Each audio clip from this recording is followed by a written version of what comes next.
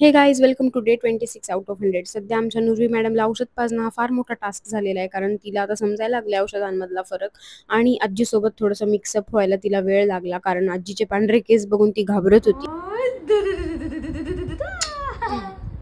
आणि ज्या क्षणी आम्हाला हा अंदाज आला ना की ही पोरगी आता आजीसोबत मिक्स झालेली आहे, तर पोरीला तिच्या बाबांजवळ आणि पणजी आजीजवळ सोडून आम्ही दोघी बहिणी बहिणी गेलो दिवाळीच्या शॉपिंगसाठी. आजी सोबतच्या फोटोजमध्ये माझा चेहरा फार सुजलेला दिसतोय, कारण मी प्रचंड झोपलेली होते. असं खूप दिवसानंतर ना आम्ही दोघी जणी ते स्कूटीवरती शॉपिंगला निघालेलो होतो. आणि माझ्या बहिणीने दिलं मला इथे सोडून आणि गेली स्वतः गाडी पार्किंग करायला. या पार रिक्षावाल्यांनी मला येड लावून टाकलं, मॅडम कुठं जायचं विचारून. मला तर असं वाटलं की ती मला विसरूनच गेली मी हिच्यासोबत आले म्हणून. शेवटी एका दुकानात आलो आणि ते इतके सुंदर सुंदर कपडे होते, माझे तर डोळे चाट पडले. कन्फ्युजच व्हायला लागलं मला काय घेऊन काय नाही. मग शेवटी ताईने एक ड्रेस घेतला आणि बघितलं तर अख्खी मार्केट नुसती लगबगलेली होती.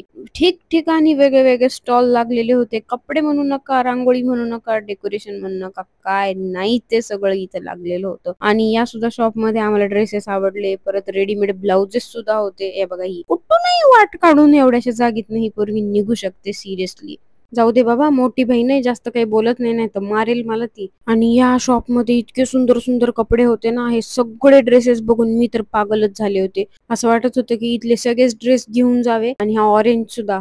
पण नंतर भानावर आले आणि म्हणलं आपलं बजेट एवढं नाही बाबा की आपण अख्खं दुकानच घेऊन जाऊ. मला घ्यायची होती रेडी टू वेअर साडी खूप दिवसांपासून, आणि इथे मला ती दिसली तर म्हंटल चला आता या शॉपला व्हिजिटच करून बघूया. मग मी या 2 साड्या ट्राय करून बघितल्या, आणि त्यातलीच काय घेऊ का नको असा विचार चालू होता. देन यांच्या शॉप मध्ये ना मला एक गणपती बाप्पा दिसले, जे मला प्रचंड प्रमाणात आवडले. इतकी सुंदर मूर्ती होती, विचार केला आपण पण एखादी अशी मूर्ती घेऊ. आणि फायनली आमच्या दोघींची शॉपिंग पूर्ण झालेली आहे, पण आम्ही इथे आलो होतो नुरवीचे कपडे घ्यायला, जे आम्हाला इथे भेटले. आणि सगळ्या मार्केट मधले शॉप पाहून मी तर म्हंटल ना मी पागलच झाले होते. पण माझं इतकं भयंकर लेवलचं डोकं दुखत होतं ना, काय सांगू तुम्हाला. आणि 3-4 तास झालेले होते, सो नुरवीची सुद्धा फार काळजी वाटत होती. तुमची पण दिवाळीची शॉपिंग झाली का मला कमेंट मध्ये नक्की सांगा, आणि आमची शॉपिंग तुम्हाला लवकरच बघायला मिळेल. Thank you so much for watching. आणि जाता जाता तेवढं सबस्क्राईब करून जावा की.